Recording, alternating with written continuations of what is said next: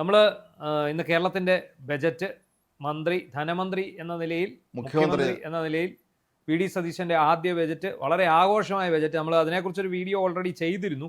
പക്ഷെ നമ്മൾ അതിനകത്ത് കുറച്ച് സബ്ജക്റ്റുകൾ പല ഭാഗങ്ങൾ നമ്മൾ പ്രത്യേകം എടുത്ത് ചർച്ച ചെയ്യുന്നതായിട്ട് വരുന്നുണ്ട്. കാരണം നമ്മൾ നേരത്തെയുള്ള വീഡിയോയിലൊക്കെ പരാമർശിച്ചു പോയ ഒരു കാര്യമാണ്. ശരിക്കും നമ്മുടെ ബജറ്റുകൾ വരുമ്പോൾ വരുമാനത്തിന് ഒരു സ്രോതസ് ഉണ്ടാകുന്നത് വളരെ കുറവായിരിക്കും. വരുമാനം എപ്പോഴും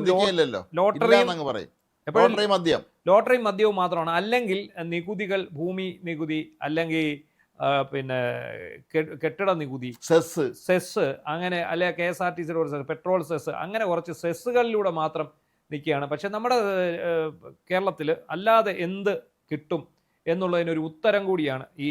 ശരിക്കും പറഞ്ഞാൽ കേരളത്തിന്റെ നമുക്ക് പരിമിതിയല്ല ഉള്ളത്. നമുക്ക് ഒരുപാട് വിഭവസമൃദ്ധമായ സംസ്ഥാനമാണ്. അതിനെ എങ്ങനെ നമുക്ക് പ്രയോജനകരമായ രീതിയിലേക്ക് മാറ്റിയെടുക്കാം എന്നുള്ളതിന്റെ ദീർഘവീക്ഷണത്തോടു കൂടിയുള്ള ഒരു ബജറ്റ് തന്നെയാണ് ഇത്. ഇത് വളരെ പ്രായോഗികമാണ്, അക്കാഡമിക്കുമാണ്. അതായത് നമുക്ക് എങ്ങനെ വരുമാനം വർദ്ധിപ്പിക്കാം, അതായത് വിദേശ നിക്ഷേപം എങ്ങനെ കേരളത്തിലേക്ക് കൊണ്ടുവരാം.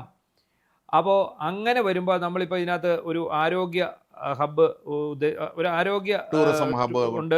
ആരോഗ്യവും ഈ പറഞ്ഞ പോലെ ടൂറിസവും വിദ്യാഭ്യാസവും ഈ മേഖലകളിൽ നിന്നൊക്കെ എങ്ങനെ നമ്മുടെ നാട്ടിന് വരുമാനം ഉണ്ടാക്കാം, എങ്ങനെ നികുതി ഇനത്തിൽ നമുക്ക് വരുമാനം ഉണ്ടാക്കാം എന്നതിനെ കുറിച്ചാണ് സത്യത്തിൽ ഈ ബജറ്റ് പറയുന്നത്. അതിൽ ഏറ്റവും പ്രധാനപ്പെട്ട നികുതി ഇതര വരുമാനം എന്ന് പറഞ്ഞ് വരാൻ പോകുന്ന ഒരു സംഭവമാണ് ഈ മിഷൻ സമുദ്ര എന്ന് പറയുന്നത്.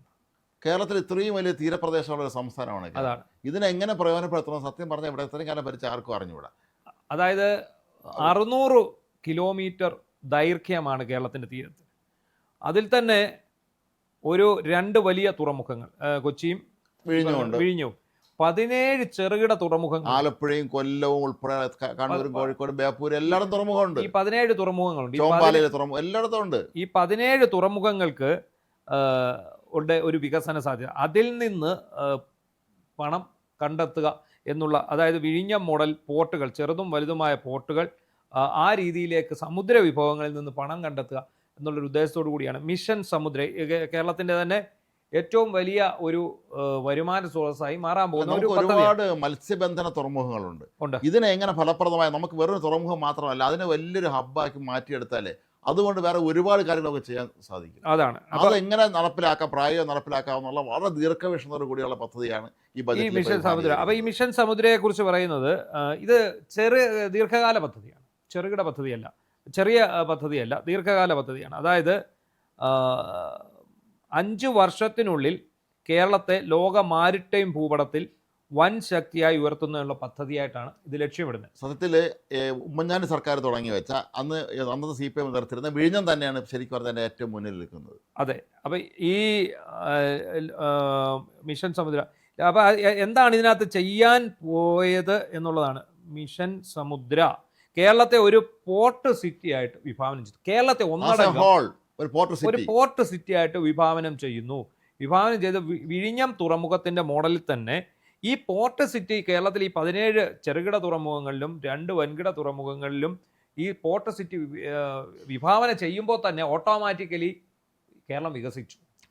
അതാണല്ലോ ഇപ്പൊ വിഴിഞ്ഞം വന്നപ്പോൾ നമ്മൾ തിരുവനന്തപുരം എന്തൊക്കെ വരുന്നുണ്ട്, റോഡ് വരുന്നുണ്ട്, റെയിൽ വരുന്നുണ്ട്, വ്യോമവും വരുന്നുണ്ട്. ഇത് 3 മേഖലകളിലൂടെ ഇത് വരുന്നു. അപ്പോൾ എന്ത് സംഭവിക്കുന്നു നമുക്കറിയാം. ഇപ്പോൾ വിഴിഞ്ഞത്തേക്ക് തമിഴ്നാട്ടിൽ നിന്നും പോലും കണ്ടെയ്നറുകൾ വരും. ഇത് തന്നെ കൊച്ചിയിലേക്കും വരും. ഈ പറഞ്ഞ ചെറുകിട പോർട്ടുകളിലേക്കും ഈ കണ്ടെയ്നറുകൾ വരും.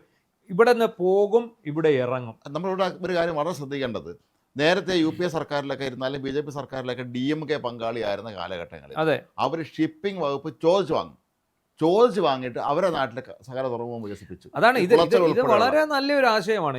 ഇവിടുന്ന് പോയ ഇവിടെ ഒരു സംഘം കേന്ദ്രമന്ത്രിമാരും MP-മാരും ഒക്കെ ഇരുന്നവർ കേന്ദ്ര സർക്കാരിൻ്റെ അടുത്ത് ഈ വിഷയം അവതരിപ്പിച്ചിട്ട് പോലുമില്ല.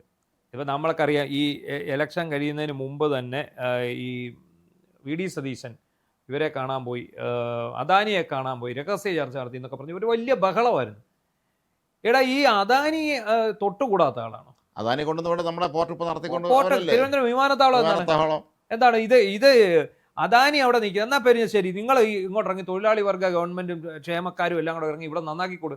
ഇതിനകത്ത് എന്താണ് ശരിക്കും വേണ്ടത്? ഒരു രാജ്യത്തിന്റെ വികസനത്തിന് സ്വകാര്യ മേഖലയും പൊതുമേഖലയും ഒന്നിച്ചു തന്നെയാണ് നിൽക്കേണ്ടത്. അത് ഏറ്റവും നന്നായിട്ട് കാണിച്ചത് BJP ആണ്, നരേന്ദ്രമോദിയാണ്. മാത്രമല്ല നമ്മളിപ്പോൾ പാസ്പോർട്ട് എടുക്കാൻ പോവുകയാണെങ്കിൽ പണ്ട് എനിക്ക് നല്ല ഓർമ്മയുണ്ട്. ഞാൻ തിരുവനന്തപുരത്ത് പാസ്പോർട്ട് ഓഫീസിൻ്റെ അടുത്ത് കുറച്ച് പണ്ട് താമസിച്ചിരുന്നത് ഹൈദമുക്കിൽ. വെളുപ്പാകാലത്ത് 2 മണിക്ക് 3 മണിക്ക് ആളിൽ ക്യൂ നിൽക്കണം കൂലിക്ക്. എനിക്ക് ക്യൂ നിൽക്കാൻ ഭയങ്കര ഒരാളുടെ കാശം കൊടുത്ത് അവിടെ നടത്തും. എന്നിട്ട് ഞാൻ രാവിലെ വരും. ഇന്ന് അതെല്ലാം മാറി. ഇപ്പം TCS ആണ് നടത്തുന്നത്.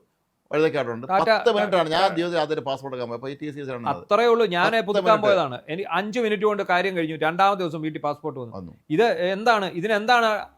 സാധാരണ സർക്കാരിന് കൊടുക്കുന്ന ഫീസ് തന്നെ ഇവിടെയും കൊടുത്താൽ മതി. അതിന് സർവീസിനുള്ള ഫീസ് സർക്കാരുമായിട്ട് അവർ ഇത് ചെയ്തിട്ടാണ് അവരെടുക്കുന്നത്. അതാണ് നമ്മൾ മനസ്സിലാക്കേണ്ടത്. അപ്പം ഇതിനപ്പം നമുക്ക് വരാൻ പോകുന്നുണ്ട്. റോഡ്, റെയിൽവേ, സമുദ്രം, ഉൾനാടൻ ജലപാതകൾ, നിർമ്മാണ മേഖലകൾ, ഗ്രീൻഫീൽഡ് സിറ്റി, ഇതിനെല്ലാം വികസിപ്പിക്കും. ഈ മേഖലകളിലെല്ലാം പുരോഗതി വരുന്നതോടെ തന്നെ നാട് പകുതി പുരോഗതി. മാത്രമല്ല നമ്മൾ വളരെ ശ്രദ്ധിക്കേണ്ട ഒരു കാര്യം, ഇന്ത്യയിൽ ഒരു പക്ഷേ ഇത്രയധികം ഇന്റർനാഷണൽ എയർപോർട്ടുള്ള സംസ്ഥാനം വേറെ 4 ഉണ്ട്. 4 അതിനെ നമുക്ക് ഉപയോഗിക്കാൻ പറ്റുന്നില്ല. ഇത് വരുന്നതോടെ, ഈ മിഷൻ സമുദ്ര വരുന്നതോടെ ഈ എയർപോർട്ടുകളും റോഡുകളും റെയിൽവേകളും ഉൾനാടൻ ജലഗതാഗത പാതകൾ പോലും പരസ്പരം ബന്ധിപ്പിക്കപ്പെടും. അവിടെയാണ് അതിൻ്റെ അകത്ത് ഏറ്റവും പ്രധാനപ്പെട്ട കാര്യം വരാനുള്ളത്. ഏറ്റവും നല്ല വികസനത്തിലുള്ള ഒരു സംഭവം തന്നെയാണ് ഇത്.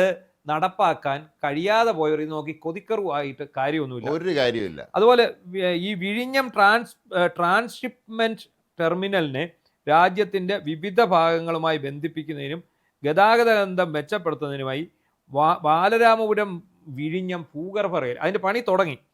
വിഴിഞ്ഞം നാവായിക്കുളം ഔട്ടർ റിംഗ് റോഡ് എന്നീ പദ്ധതികൾക്കായിട്ടുള്ള സ്ഥലമേറ്റെടുക്കൽ ആരംഭിക്കുകയാണ്. അപ്പൊ നമ്മൾ ഈ പറഞ്ഞ പദ്ധതികൾക്കെല്ലാം കൂടുതൽ സ്ഥലമേറ്റെടുക്കണം. എറണാകുളത്ത് സീപോർട്ട് എയർപോർട്ട് റോഡ് അറിയാലോ, അതുപോലെ ഇവിടെ വരും. അപ്പൊ ഈ സ്ഥലം ഏറ്റെടുക്കണം. അതിനുവേണ്ടി എന്തുണ്ട്? സ്ഥലമേറ്റെടുപ്പ് സുതാര്യമാക്കാൻ വേണ്ടി വേറൊരു പദ്ധതി കൊണ്ടുവന്നിട്ടുണ്ട്. അത് ഇതിനകത്ത് ഒടുവിലായിട്ട് പറയുന്നുണ്ട്. അതുപോലെ വിഴിഞ്ഞം കൊച്ചി തുറമുഖങ്ങൾക്ക് ചുറ്റും നിർമ്മാണ മേഖലകൾ, സ്റ്റഫിംഗ് സെന്ററുകൾ, ഡ്രൈ പോർട്ട് എന്നിവ ആരംഭിക്കും. ആഗോള ഷിപ്പിംഗ് വ്യവസായം ഹരിത ഇന്ധനങ്ങളിലേക്ക് മാറി അവസരം പ്രയോജനപ്പെടുത്തി ഗ്രീൻ ബങ്കറിംഗ് സേവനം നൽകുന്ന ഇന്ത്യയിലെ ആദ്യ തുറമുഖമായി വിഴിഞ്ഞത്തെ ഉയർത്തും. മദർഷിപ്പ് നിർമ്മാണം, അവയുടെ അറ്റകുറ്റപ്പണി എന്നിവ ലക്ഷ്യമാക്കി കപ്പൽ നിർമ്മാണ കേന്ദ്രം സ്ഥാപിക്കും. ഇതെല്ലാം വരുമാനം ഉണ്ടാക്കുന്ന സാധനമാണ്. ഇതിനായി ആവശ്യമായ സ്ഥലം ഏറ്റെടുത്ത അടിസ്ഥാന സൗകര്യ വികസനം. ഈ പണ്ട് പലരും മിടുക്കന്മാരെ പലരും പറഞ്ഞു കേട്ടിട്ടുണ്ട്. സർ CP രാമസ്വാമി അയ്യര് സ്വതന്ത്ര തിരുവിതാംകൂർ വേണമെന്ന് ആവശ്യപ്പെട്ടത്.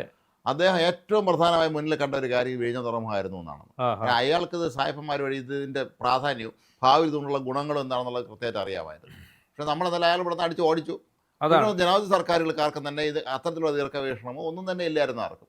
രാഷ്ട്രീയത്തിൽ വലിയ നേതാക്കന്മാരായിരുന്നു പലരും നമ്മുടെ നാട്ടിൽ ഭരണാധികാരികളായപ്പം. അവർ നല്ല ഭരണാധികാരികളോ ദീർഘവീക്ഷണമുള്ളവരോ ആയിരുന്നില്ല എന്നുള്ളതിന് ഏറ്റവും വലിയ തെളിവാണ്. അപൂർവം പേര് മാത്രമാണ് അത്തരം കാര്യങ്ങൾ ശ്രദ്ധിച്ചിരുന്നത്. ഇത് ബുദ്ധി പ്രയോഗിച്ചിട്ടുണ്ട്. അതായത് സതീശന് നല്ല ബുദ്ധിയുള്ള ഒരു അത് നല്ല വായിക്കുന്ന ഒരാളാണല്ലോ, നല്ലപോലെ വായിക്കുന്ന ആളാണ്. അപ്പോൾ അദ്ദേഹം ഈ വിദഗ്ധരായിട്ടുള്ള ആൾക്കാരോടൊക്കെ അന്വേഷിച്ചു എന്താണ് നമുക്ക് നികുതി ഇല്ലാതെ നികുതി ഇതര വരുമാനം എങ്ങനെ വർദ്ധിപ്പിക്കാം എന്നായിരിക്കും അദ്ദേഹം ചിന്തിച്ചത്. അതെന്താ? നികുതി ഇതര വരുമാനം എന്ന് പറഞ്ഞാൽ പിന്നെ സ്വകാര്യ നിക്ഷേപമാണ്. അതെ, സ്വകാര്യ നിക്ഷേപം ഉണ്ടാകണമെങ്കിൽ അടിസ്ഥാന സൗകര്യങ്ങൾ വേണം. ഈ അടിസ്ഥാന സൗകര്യങ്ങൾ ഉണ്ടാക്കണമെങ്കിൽ അതിന് സ്വകാര്യ നിക്ഷേപം വേണം.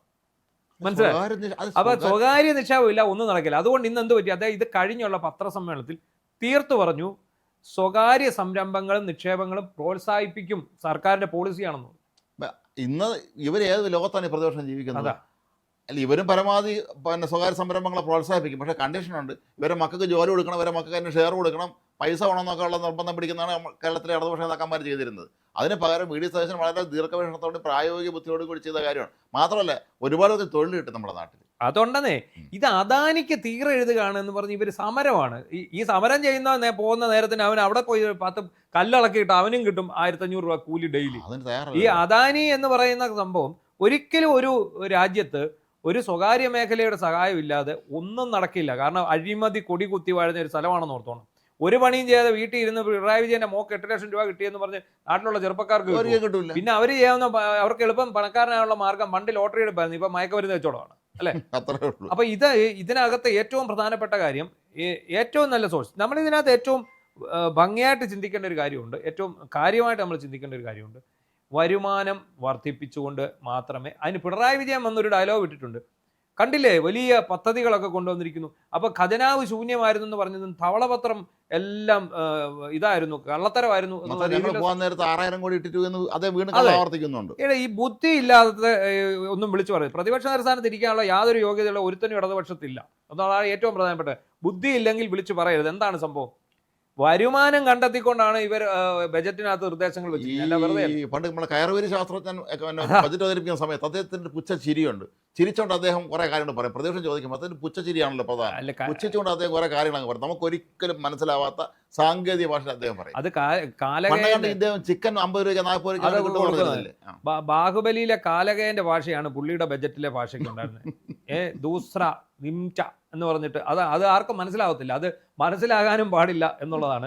അപ്പോൾ എന്താണെങ്കിലും ശരി, ഈ മാരിടൈം ഇതിന് 400 കോടി രൂപയാണ് മാറ്റി വെച്ചിരിക്കുന്നത്. ഏതായാലും കേരളത്തിന്റെ സമുദ്ര സമ്പത്ത് എങ്ങനെ പ്രയോജനപ്പെടുത്താം എന്നുള്ളതാണ് അതിനകത്ത് വന്നിരിക്കുന്നത്. അതിനൊപ്പം തന്നെ മാരിടൈം മ്യൂസിയം കൂടി ഇതിന്റെ കൂട്ടത്തിൽ ഒപ്പിക്കുന്നുണ്ട്. അതുപോലെ southern Kerala economic corridor and rare earth and critical mineral corridor, വിഴിഞ്ഞത്തെ ആഴക്കടൽ തുറമുഖം, തീരദേശത്തെ നിർണായക ധാതു സമ്പത്ത്, അപൂർവ ധാതുക്കളുടെ നിക്ഷേപം എന്ന് വെച്ചാൽ കരിമണലാണ്, ബഹിരാകാശ സാങ്കേതിക സ്ഥാപനങ്ങൾ, സമാന സാധ്യതയുള്ള ഒരു ബ്ലൂ എക്കോണമി എന്നിങ്ങനെയുള്ള സവിശേഷ ഘടകങ്ങൾ ഒത്തുചേരുന്ന തിരുവനന്തപുരം, തെക്കൻ ജില്ലകളാണ് തിരുവനന്തപുരം, കൊല്ലം, ആലപ്പുഴ. ഇതേ ചേർത്ത് സദേൺ കേരള എക്കണോമിക് കോറിഡോർ. ഇതൊക്കെയാണ്. അതുപോലെ ഏവിയേഷൻ ഹബ്ബ്, ഇതെല്ലാം ഇതിന്റെ ഭാഗമായിട്ട് വരികയാണ്. ഇൻവെസ്റ്റ് കേരളം എന്ന് പറഞ്ഞ് ഒരു പോർട്ടൽ.